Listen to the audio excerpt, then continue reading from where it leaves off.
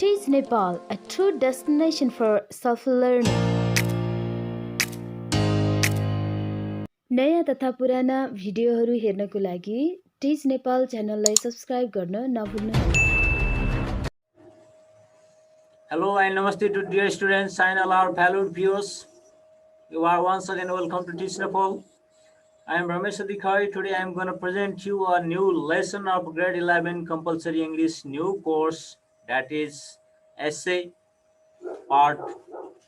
In this video I'll deal with the essay what I require from life, and very soon we are about to upload many videos for the lessons. Dear students, let me start today's lesson. I hope you will watch the video till the end to get the complete understanding of the lesson. Before I begin, I'd like to request you all to subscribe our channel for other many new videos and updates. Please don't forget to press the notification bell icon to get notified about our other new videos automatically. Now let's begin. At the beginning, let's discuss about the author. The author J.B.S. Haldon, or John Byrne Sanderson Haldon, was born on 5th November 1892. He used to write as a nickname Jack or JBS. He was a British scientist known for his work in the study of physiology, genetics, evolutionary biology, and mathematics. He made innovative contributions to the field of statistics and biostatistics. Allen was a professed socialist and Marxist who opposed capitalism. He was also a humanist whose political descent led him to leave England in 1956 and live in India as a naturalized Indian citizen in 1961, and he died on 1st December 1964 in India. Let's go into the essay. The main point or literal comprehension of the essay. The author begins the essay saying that he has got to accept the universe as it is and should not try to imagine perfect beings in a perfect world. He was born in a peaceful age, but since 1914 he has been living in a heroic age. He says he should try to make the best of the time in which he lives. उनले चाहिँ कसरी सुरु गरेका छन् भन्दा यो एसे चाहिँ हामीले एक्सेप्ट गर्नुपर्छ, यो युनिभर्सलाई जस्तो छ त्यस्तै हामीले चेन्ज गर्न सकिँदैन र हामीले चाहिँ पर्फेक्ट वर्ल्डको आशा गर्नु पनि हुँदैन भनेका छन्। उनी चाहिँ एउटा फर्स्ट वर्ल्ड वारभन्दा अगाडि नै शान्त रूपमा जन्मिएका थिए उनी, र त्यसपछि उनले चाहिँ विश्वयुद्धमा दुईवटा विश्वयुद्धमा उनले चाहिँ हिरोइक एजमा बाँचेमा भनेर भनेका छन्। त्यो कारणले गर्दाखेरि उनले चाहिँ आफ्नो जस्तो समय चाहिँ आफूसँग छ त्यस्तै कुरामा हामीले बेस्ट गर्न सक्नुपर्छ भन्ने उनको मान्यता छ। He assumes that he has food, water, clothes and shelter. He also needs work and a decent wage for his work. He wants work which is hard but interesting work of which he can see the fruits. He is exceptionally lucky because he can choose his own work to a large extent. If he wants some rest from science, he can he can be a war correspondent or write children's story or make political speeches.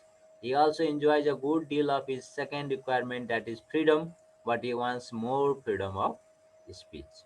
उनले चाहिँ के भनेका छन् भन्दाखेरि मुख्य मान्छेलाई चाहिने आवश्यक कुराहरू फुड, वाटर, क्लथ, सेल्टर, हैन, त्यो कुराहरू चाहिँ होस् मान्छेसँग, र त्यसै गरी एउटा काम, जुन कामको चाहिँ राम्रो तलब पाइयोस् र चाहिँ एउटा कठिन भए पनि रमाइलो खालको काम जसबाट चाहिँ एउटा सफलता प्राप्त हुन्छ अथवा त्यसको फल मिठो फल प्राप्त हुन्छ, र उनी आफूलाई एकदम लक्की ठान्छन्, भाग्यवान ठान्छन्, किन भन्दा उनले चाहिँ आफ्नो काम धेरै हदसम्म आफूले के गर्ने भनेर छान्न आफैले पाउँछन्।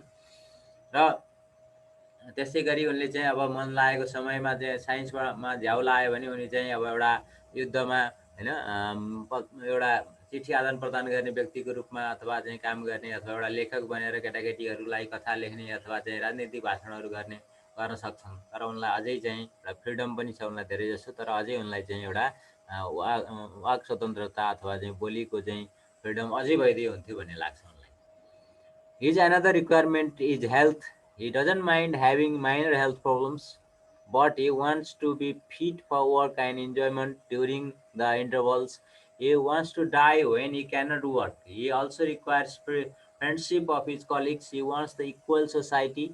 He cannot be friends with his boss or servant and very poor or very rich person. These four things are general human needs. He also demands adventure, but he does not like to take risks for the sake of risks. As a physiologist, he can try experiment on himself or participate in war. However, he does not like thrill. उनलाई चाहिँ अर्को requirement उनको स्वास्थ्य भनेका छन्। उनलाई सामान्य स्वास्थ्य समस्यामा केही फरक पर्दैन, तर चाहिँ काम गर्नको लागि चाहिँ र होइन आफ्नो रमाइलो लाइफ बिताउनको लागि चाहिँ स्वस्थ हुनु आवश्यक छ भनेर भन्छन् उनी। ठुलो रोग नलाओस् भन्ने उनको छ। र त्यसै गरी उनले चाहिँ जति बेला काम गर्न सक्दिनँ आफू त्यति बेला चाहिँ बरु मर्न ठिक हुन्छ भनेका छन् उनले। त्यसै गरी अर्को रिक्वायरमेन्ट उनले चाहिँ एउटा होइन साथीको रूपमा चाहिँ उनले होइन व्यक्त गरेका छन् र उनले चाहिँ समाजमा एउटा समान समाजको चाहिँ कल्पना गरेका छन्। उनले किन त्यसो गरे भन्दाखेरि उनले चाहिँ समाजमा कोही बोस हुने होइन कोही नोकर हुने भयो भने त्यो समान हुन सक्दैन, अथवा चाहिँ होइन एउटा बोस नोकरसँग चाहिँ साथी बन्न सक्दैन। त्यस्तै धेरै एकदमै धेरै धनी व्यक्ति पनि धेरै गरिब व्यक्तिको साथी बन्न सक्दैन। त्यो खालको भिन्नता नहोस् समाजमा भन्ने छ उनको। र त्यस्तै अब ती कुराहरू चाहिँ रिक्वायरमेन्ट भयो लाइफका चाहिँ ती चारवटा कुराहरू। र त्यसै गरी अर्को उनले डिमान्ड गर्ने भनेको एडभेन्चर हो, एउटा साहसी लाइफ, तर चाहिँ त्यो रिस्कको लागि मात्रै चाहिँ रिस्क लिएर हुँदैन। जस्तो उनले चाहिँ फिजियोलोजिस्ट भएको कारणले गर्दाखेरि आफैमा चाहिँ एउटा कुनै कुराहरूको प्रयोग गर्नु पर्यो भने गर्न सक्छन्, होइन रिस्क लिएर गर्न सक्छन्, अथवा युद्धमा जान सक्छन् उनी, त्यो पनि एउटा एडभेन्चर हो र उनलाई चाहिँ थ्रिल मन पर्दैन। त्यसै गरी उनी आफू चाहिँ एक्सेप्सनली लक्की उनले आफूले चाहिँ त्यो भनेका छन् होइन। र चाहिँ किन पनि भन्दाखेरि होइन गुड डिल अफ उसले आफूले चाहेको कुराहरू धेरै उनले पाएका छन्, एन्ड वर्कका कुराहरू होइन रेस्टका कुराहरू। बट उनका साथीहरूले चाहिँ उनले जस्तो रिक्वायरमेन्टहरू पुरा गरेका छैनन्। जस्तो and he cannot be completely happy while they are unhappy. साथीहरू चाहिँ खुसी नहुँदाखेरि उनी खुसी हुन सक्दैन। He wants to see every healthy man and woman on the planet at work, and everywhere there is unemployment. And he is a socialist because the capitalism produces unemployment which leads to depression. He wants to the worker to see the fruit of their own work, not in profit for others. उनी चाहिँ एउटा होइन क्यापिटलिजमको उनले विरोध गरेका छन्, किन भन्दा यसले बेरोजगारी समस्या होइन निम्ताएको छ भनेर भनेका छन्, यसले डिप्रेसन निम्ताउँछ भनेका छन्। र उनले चाहिँ के भनेका छन् भन्दाखेरि वर्करहरूले चाहिँ होइन आफ्नो मेहनतको फल चाख्न पाउनुपर्छ, अरूको फाइदाको लागि काम गर्ने होइन भन्ने खालको मान्यता छ।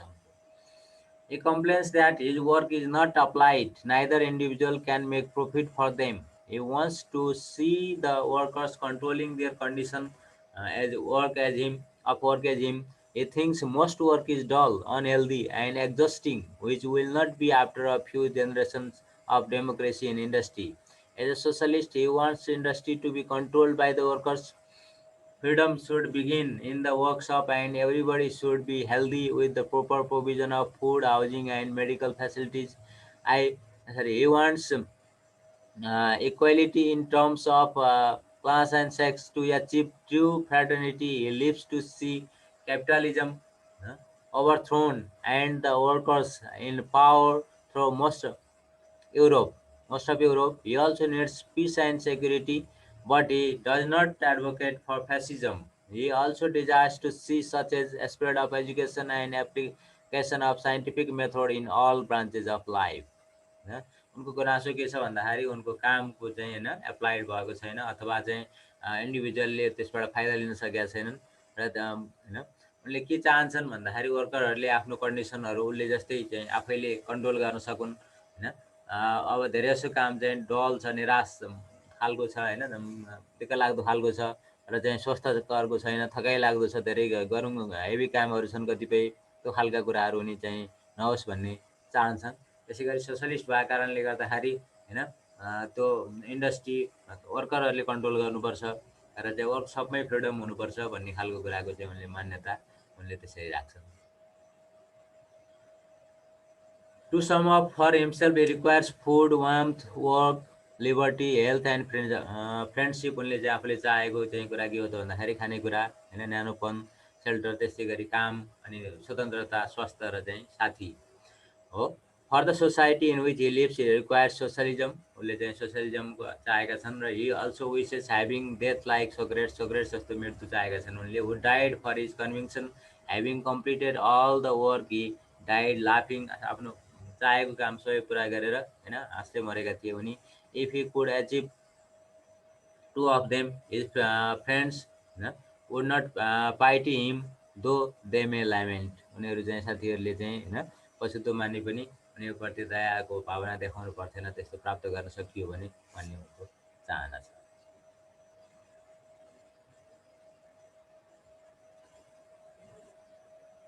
Let's go to the analysis of the essay.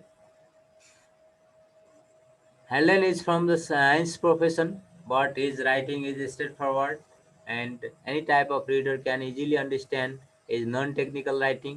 He writes with clear explanation. At the beginning, his writing seems to be personal experience. However, later it turns out to be political arguments. उनले एकदम होइन science पेसाको भए पनि उनको writing एकदम clear छ, सामान्य मान्छेले पनि बुझ्ने खालको छ र चाहिँ एउटा एक्सप्लानेसन सहित उनले लेख्ने गर्छन्। अनि सुरुमा उनको आफ्नो व्यक्तिगत अनुभव जस्तो लागे पनि पछि राजनीतिक कुराहरू पनि आउँछ उनको राइटिङमा। The author begins the essay saying that he has to accept the universe as it is. He cannot require impossible. Then he sets out a few requirements of life: nice work, good health, friendship, and freedom. Then he adds up other supplementary requirements like adventure, equal society, etc. उनले चाहिँ आफूले युनिभर्सलाई चाहिँ यसरी नै हामीले accept गर्नुपर्छ जस्तो छ त्यस्तै भनेर सुरु गरेका छन् उनले होइन। इम्पोसिबलतिर लाग्नुहुन्न र उनले रिक्वायरमेन्टहरू केही सेट गरेका छन्, जस्तो राम्रो काम, स्वास्थ्य, साथीहरू होइन, स्वतन्त्रताका कुराहरू, पछि घर, एडभेन्चर, इक्वल सोसाइटी जस्ता कुराहरू उनले जोडेका छन्। In the second part of the essay he relates his personal requirement to his hopes for the rest of humanity. Then he enters into the political arguments for socialism. For instance, he assumes other people also want to work and says that he is against capitalism because in times of economic depression, it inevitably leads to unemployment. उनले दोस्रो पार्टमा चाहिँ होइन personal रिक्वायरमेन्टहरू पनि राखेका छन् ह्युम्यानिटीको लागि, जस्तो political आर्गुमेन्टको लागि उनी सोसलिजमको पक्षमा छन्। उनले के भन्छन् भन्दाखेरि यो सोसलिजम चाहिँ आवश्यक छ, किन भन्दा क्यापिटलिजमले चाहिँ बेरोजगारी जन्माएको छ, इकोनोमिक डिप्रेसन जन्माएको छ भन्छ। He wants that society should be structured in such a way as to maximize freedom for everyone. सबैलाई स्वतन्त्रता हुनुपर्छ समाजमा भनेका छन्। His viewpoint is that of a social critic setting forth of a general program of the principle that should underlie a victimized society. Finally, he shifts his philosophy to and wishes the death of Socrates. त्यसरी उनले चाहिँ आफ्नो प्रिन्सिपलहरू होइन social क्रिटिकको रूपमा चाहिँ राख्दै होइन सोसाइटीको लागि आवश्यक कुराहरू चाहिँ राख्दै अन्त्यमा आफ्नो फिलोसफी चेन्ज गरेर सोक्रेटको जस्तो मृत्यु चाहेर उनले आफ्नो एसे चाहिँ टुङ्गाएका छन्। Let's look at the question answers from the text.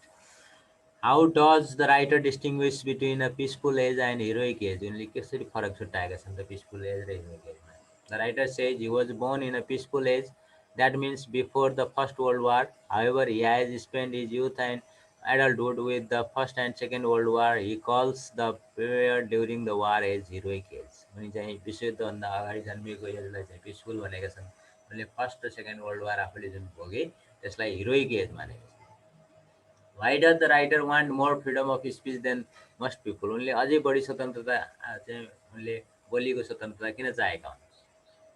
According to the writer, he enjoys the freedom of speech more than most of the other people. He still wants more freedom since he cannot speak the truth due to the law of libel. उनले चाहिँ कतिपय कुराहरू आफूलाई थाहा हुँदाहुँदै पनि बोल्न नसकेको अवस्था उनले चाहिँ होइन व्यक्त गरेका छन्, किन भन्दा चाहिँ मान्छेहरूले उनलाई अदालतमा गएर कानुनी कारणले गर्दाखेरि मुद्दा हाल्न सक्ने, अरूको मानहानिको मुद्दा हाल्न सक्ने सम्भावना त्यहाँ भएको कारणले गर्दाखेरि उनले वास्तविकता पनि बोल्न नपाएको कुरा व्यक्त गरेर त्यो अझै स्वतन्त्र हुनुपर्छ भन्छन्। According to the writer, what are the four general human needs? राइटरको अनुसार चारवटा होइन मानिसको चाहिँ ह्युमन निडहरू, मुख्य निडहरू के हुन् भन्दाखेरि उनको अनुसार चाहिँ चारवटा निडहरू भनेको फुड, वाटर, क्लथ र सेल्टर हुन्। खानेकुरा, मान्छेलाई पानी चाहियो होइन, कपडाहरू चाहियो र बास चाहियो। What is the difference between desire and demand according to the writer? उनको अनुसार डिजायर र डिमान्डमा के फरक छ?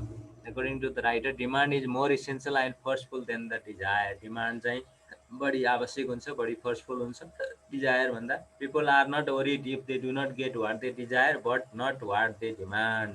मान्छेहरूले चाहिँ डिजायर गरेका कुराहरू नपाए पनि चिन्तित हुँदैनन्, तर डिमान्डका कुराहरू पाएन भने उनीहरू अलिकति चिन्तित हुन्छ। यहाँ त डिजायर अफ ह्याभिङ, उसको चाहिँ डिजायरको रूपमा होइन, स्विमिङ पुल होइन, बिच आफ्नो एउटा चाहिँ रिभर भए हुन्थ्यो भन्ने जस्तो लाग्छ, तर उनलाई चाहिँ डिमान्ड चाहिँ होइन डिसेन्ट वर्क, फ्रिडम, हेल्थ, फ्रेन्डसिपको चाहिँ डिमान्ड गरेको छ। Why does the writer demand security? उनको चाहिँ सेक्युरिटी, सुरक्षाको किन डिमान्ड गरेका छन् भन्दाखेरि the writer has realise that peace and security are rightful aims होइन। According to him he is the child of his age and all the worse for being one. And he therefore demands security rather than adventure for others. अनि चाहिँ त्यो कारणले गर्दाखेरि होइन security र चाहिँ अब राइटफुल एम पिस र सेक्युरिटी चाहिँ एकदम मान्छेको लागि नभए नहुने कुराहरू हो भनेर उनले चाहिँ त्यो भन्छन् र उनले आफूले पनि सेक्युरिटीको चाहिँ डिमान्ड गरेका छन्। These are the exercises from the text. Okay, thank you all of you for watching this video, and please feel free to write comment if you have any queries about this video. Thank you very much.